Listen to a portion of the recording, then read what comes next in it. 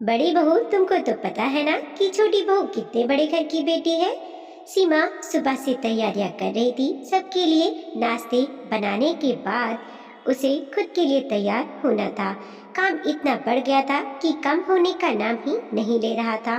सासू माँ बार बार किचन में आकर बोल रही थी, बहू जल्दी करो, जल्दी से काम निपटा लो और तैयार हो जाओ, लड़की वाले गाड़ी लेकर हमें लेने आ ही रहे होंगे। सबको लड़की देखने जाना था। सीमा जाना तो नहीं चाहती थी, लेकिन देवर ने साफ कह दिया था कि वह भाभी की पसंद वाली लड़की से ही शादी करेगा।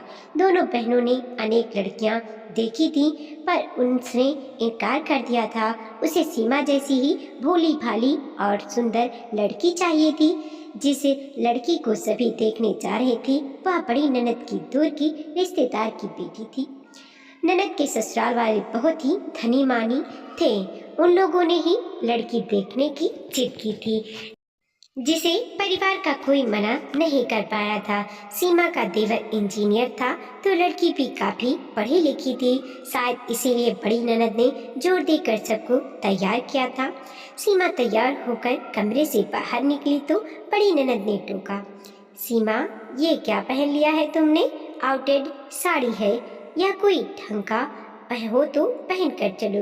लेकिन दीदी, मेरे पास यही सबसे अच्छी साड़ी थी, सीमा ने छेपते हुए कहा।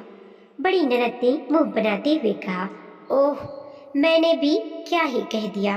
तुम्हारे मायके वालों को जितना औकात था उतना ही दिया बेचारों ने।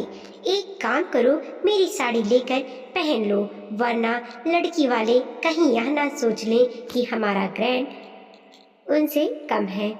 ननद की बात सीमा के दिल में चुभ गई, लेकिन क्या बोलती। बड़ी ननद को उल्ट कर जवाब देना उसके संस्कार में नहीं था। मन महसूस कर उसने ननद की दी हुई साड़ी पहन ली। छोटी ननद ने चुटकी लेते हुए कहा, वाह भाभी, इस साड़ी में तो खूब खिल रही हैं। बड़ी ननद ने कहा, हाँ हाँ, सिर्फ सुंदर होने से कुछ नहीं होता, वेशभूषा भी सुंदरता बढ़ाने में मदद करता है। चलो सब जल्दी, गाड़ी बाहर आकर खड़ी हो गई है। इस तरह ताने सीमा ने अनेकों बार सुना था, पर कभी कोई प्रतिक्रिया नहीं देती थी। शहर के एक महंगे होटल में लड़की देखने की व्यवस्था लड़की वालों ने की थी। लड़की तो सामान्य थी, नाक नक्शे भी उतने तीखे नहीं थे, लेकिन उनकी खातिरदारी और तैयारियों की चकाचौंध में सभी ने लड़की पसंद कर लिया। लड़की के पिता ने बिना मांगे ही विदाई में उपहारों का ढेर लगा दी। सब लड़की वालों की जय जयकार कर रहे थे। सीमा आश्चर्य में पड़ गई कि सुंदरता की कसौटी आज बदल कैसे गई। खैर, उसे क्या, जब सब खुश थे तो उसे परेशान होने की कोई आवश्यकता ही नहीं है। सब लोग जब लौट कर आए तो सीमा के देवर ने पूछा, भाभी, लड़की ठीक ठाक थी ना? जब आप पसंद करके आई हैं तो लड़की आप ही की तरह सुंदर होगी, है ना? सीमा कुछ नहीं बोल पाई, सिर्फ मुस्कुरा कर रह गई। कहीं न कहीं उसे कुछ कचोट रहा था। पूरे घर वालों की पसंद को वह कैसे काट सकती थी? उसने सासू माँ से कहना चाहा था, पर उनका दो टूक का जवाब था, सुंदरता 4 दिन का होता है, बाद में धन दौलत से ही जीवन चलता है। सीमा समझ गई थी कि सासू माँ का इशारा किसकी तरफ है। उसने आगे अपने ओठ सिल लिए। सबके हाँ में हाँ मिलाना उसका काम रह गया। शादी तय हो चुकी थी। घर भर में उल्लास था। घर की बड़ी बहू होने के नाते सीमा पर ही पूरे घर की जिम्मेदारी थी। अभी तक सास ससुर की चहेती बहू सीमा ही थी। वह फूले नहीं समाती थी। खुश होने का कारण भी था, उसे दिल से प्यार करते थे। कोई भी काम हो, रीत रिवाज निभाने की बात हो या किसी को कुछ लेन देन करना हो, तो सबसे पहले सीमा से राय मशवरा करती थी। एक बहू को ससुराल में इससे बड़ा सम्मान और क्या चाहिए। शादी धूमधाम से संपन्न हो गई। लड़की वालों ने दूल्हे के साथ साथ सारे रिश्तेदारों को कीमती उपहारों से नहला दिया। शुरू में तो लड़की देख देवर ने नाक भौं सिकोड़कर अपनी नापसंद दिखलाई, पर ससुराल से मिली महंगी गाड़ी में बैठते ही उसे पत्नी परी दिखने लगी। घर में दुल्हन के आने से पहले सीमा ने छोटी ननद के साथ मिलकर बीच वाले कमरे को खुशबूदार फूलों के झालर से सजाया तथा गुलाब की कलियों से देवर के लिए सुहाग सेज तैयार कर दिया। घर की बड़ी बूढ़ी महिलाएं जो शादी में शामिल होने आई थीं, देवर के प्रति सीमा का प्यार देख निहाल हुए जा रही थी।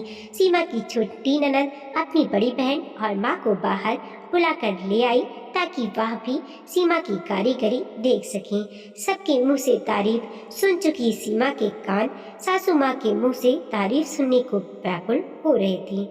बड़ी ननद ने कमरे में घुसते ही कहा, क्या माँ, तुम्हारी छोटी बहू के लिए यही कोठरी तैयार हुआ है? बेचारी का दम नहीं घुट जाएगा इस छोटे से कमरे में? तुम्हें पता है ना कि वह कहाँ से आ रही है? कुछ तो उसके स्टेटस का ख्याल रखती। ऐसे कमरे में तो उसके नौकर भी नहीं रहते होंगे। बूढ़ी दादी ने ननद को टोकते हुए कहा, अरे तो जो रहेगा उसी में ना इंतजाम होगा। दुल्हन के रहने के लिए अलग से थोड़ी ना महल बन जाएंगे। अभी के अभी बड़ी ननद माँ का हाथ पकड़ सीमा के कमरे की ओर ले गई। पता नहीं क्या समझाया। कुछ देर बाद आकर सासू माँ सीमा से बोली, बहू इधर सुनो, देखो तुम्हारा कमरा बड़ा और हवादार है, तो इसी कमरे को दुल्हन के लिए खाली कर सजा दो। माँ जी, लेकिन वो की क्या? तुमको पता है ना कि छोटी बहू कितने बड़े घर की बेटी है, तो हम लोग को उसके लायक व्यवस्था कर देना पड़ेगा ना। तुम्हें तो आदत है छोटे घर में रहने की। तुम अपना सामान इस कमरे में शिफ्ट कर लो। जल्दी करो, दुल्हन के आने का वक्त हो रहा है। सासू माँ का व्यवहार अचानक से परिवर्तित हो गया था। उन्होंने सीमा के सारे गुणों को नजरअंदाज कर दिया था।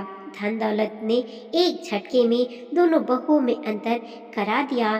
सीमा की आंखें भर आई थीं। वह अपमानित महसूस कर रही थी।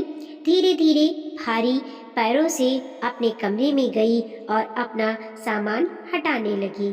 शादी के बाद पहली बार इस कमरे से उसे अपनी नई जिंदगी की शुरुआत की थी। शायद इसी कारण उस कमरे से उसे दिल से लगाव हो गया था। समझे घर में सबसे ज्यादा सुकून उसे अपने इसी कमरे में मिलता था। खाली करते हुए उसके अंदर एक हुक से उठ रहा था। बिछुड़ने का दर्द वही था जो कभी उसे अपना मायका छोड़ते समय हुआ था। खैर, सीमा ने आज तक सासू माँ का कभी विरोध नहीं किया था। चुपचाप अपना सारा सामान हटाकर ऊपर बने छोटे से कमरे में ले गई। दोनों ननद मिलकर उसके कमरे को खुशबूदार फूलों और बेली की कलियों से छोटी बहू के लिए सजा दिया। शाम को सभी दुल्हन के आने का बेसब्री से इंतजार कर रहे थे। सीमा भी झूठी मुस्कान लिए आरती का थाल सजा रही थी। इतने में पति बारात से पहले ही घर आ गए। सीमा कुछ कह पाती इससे पहले ही वह आदतन अपने कमरे में चले गए। कमरे का मनमोहक रूप देख मुस्कुरा उठे। सीधे पूजा घर में गए जहां सीमा आरती का थाल सजा रही थी। उसने प्यार से सीमा के कंधे पर हाथ रखा और चुटकी लेते हुए कहा, सीमा, पहली रात तुम्हारा नहीं तुम्हारी देवरानी का है। सीमा ने कोई जवाब नहीं दिया तो पति ने अपनी ओर घुमाते हुए कहा, अरे अरे, लगता है मेरी बीवी शर्मा गई शायद। अरे, तुम्हारे आंखों में आंसू, क्या बात है? सीमा अपने गालों पर लुढ़के आए आंसू को पोंछकर सहज होते हुए बोली, आप सही कह रहे हैं। वह कमरा पहली रात के लिए ही सजाया गया है, पर मेरे लिए नहीं, देवरानी के लिए। आप ऊपर वाले कमरे में जाइए। माँ ने कहा है आज से हमारा कमरा वही रहेगा। सीमा के पति को समझते देर नहीं लगा कि यह अंतर सीमा के साथ क्यों किया गया था।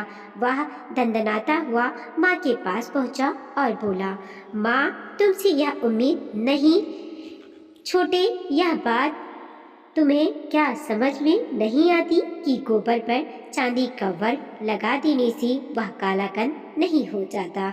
माँ ने जो किया वह ठीक है, इसको अंतर करना नहीं समझदारी कहते हैं। कोई बात नहीं दीदी, मैं इतना भी नासमझ नहीं हूँ। मैंने अपना और अपनी पत्नी का जगह पहचान लिया। बहुत बड़ी दुनिया है, कुछ दिन बाद हम अपनी जगह पर चले जाएंगे। आप चिंता मत कीजिए। वीडियो को लाइक कीजिए, कमेंट कीजिए और अपने दोस्तों के साथ ज़रूर शेयर कीजिए। चैनल पे नए हैं प्लीज़ सब्सक्राइब कीजिए और देखते रहिए मोटिवेशनल स्टोरी। मिलते हैं और एक नई कहानी के साथ।